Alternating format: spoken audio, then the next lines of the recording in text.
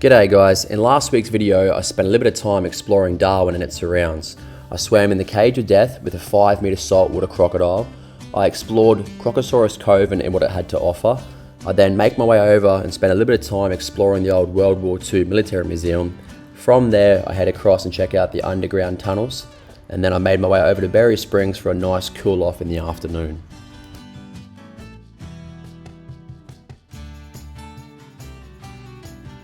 This week's video, it's all about Litchfield National Park. I spend the day exploring Litchfield, swimming in some of the most incredible waterholes I've ever come across. I check out some bloody enormous termite mounds. I just take in everything the park has to offer. For everyone who's been following the journey so far, I just want to thank you for all your support, for all your likes and subscriptions. They do mean a lot to us.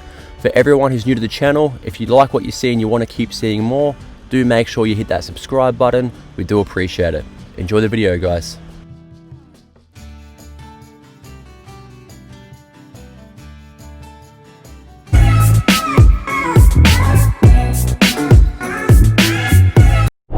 Alright guys, just rolled into Litchfield National Park. This has been on my to-do list for a very long time, so I'm pretty keen to see what it's all about. So sit back and enjoy, and I'll show you guys what I got up to today.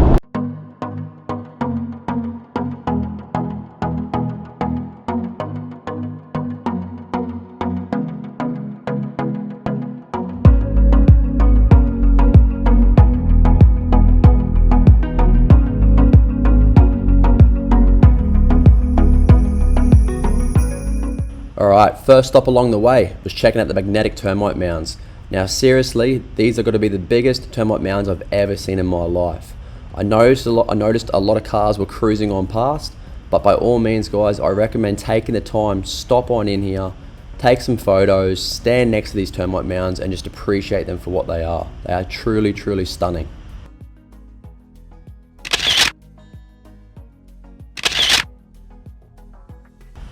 Bewley Rockhold. This is the first waterhole I come across in Litchfield. Now from what I've heard, it's a fan favourite with locals and it's a bloody perfect spot for those travelling as well. If you're a family with some little ones, I'd recommend this spot for you for sure. Now it's a nice easy walk from the car park, and as you can see in the current video right now, there's plenty of little rock holes to jump in. They're nice and shallow, they're easy to swim around in, to cool off in.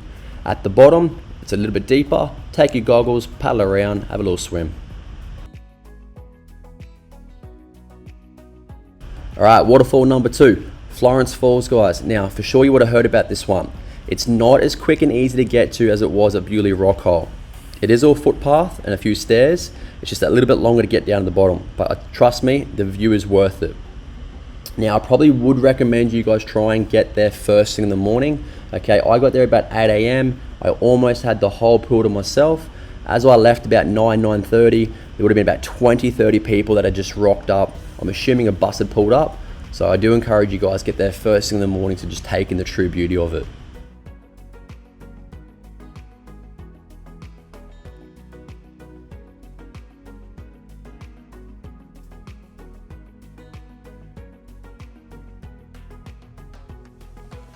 Termite Falls, it's the next stop on the road.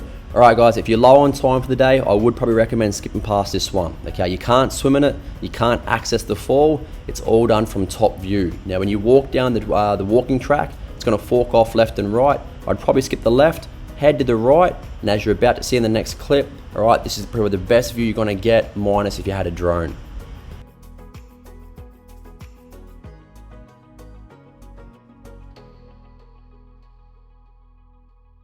Alright guys, this was definitely my favourite part of the whole day in the park.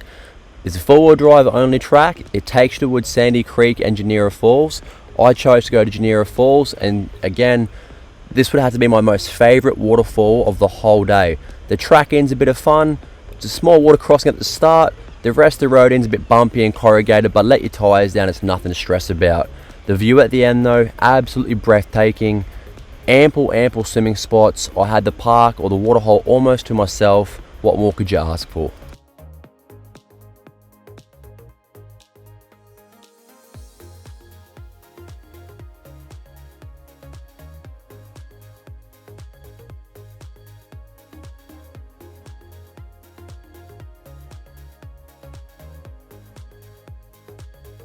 Now once you've parked your car at the car park, The walk to Genera Falls is about 1.5 k one way.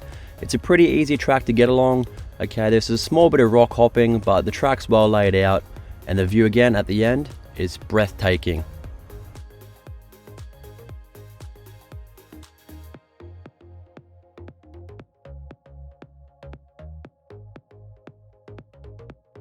And here we are, Genera Falls.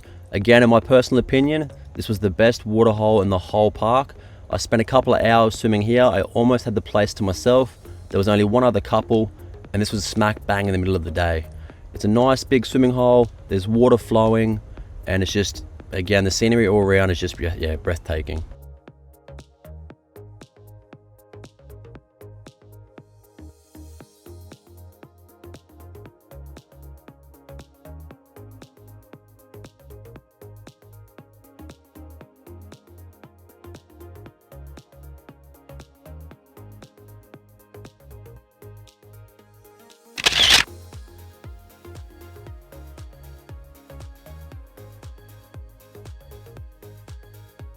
Wang Falls or Wangy Falls. This was my last stop in the park for the day. I didn't spend too long here, as by the time I got there it was absolutely packed full of people. So a quick swim, and then off I went to find camp for the night. Now this camp spot was one of my favourite spots in the NT. Head along a beach, out towards Dundee Beach, to a place called 5 Mile. I had the place to myself for 4 nights. Didn't see anybody else except for one night for about an hour. Did a bit of fishing, didn't catch too much, but just check out these views.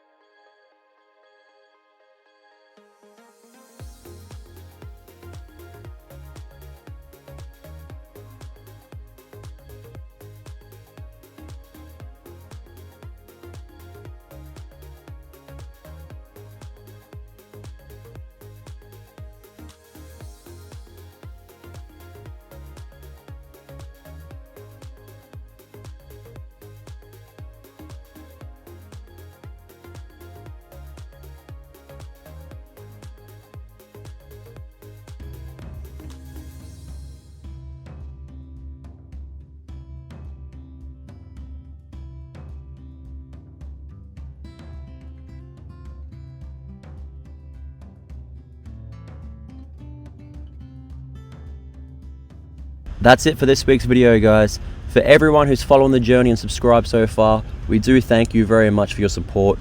If you're new to the channel and you like what you saw, please like the video and feel free to subscribe as well. Make sure you guys tune in next week, because next week, the journey, it takes us to Kakadu National Park.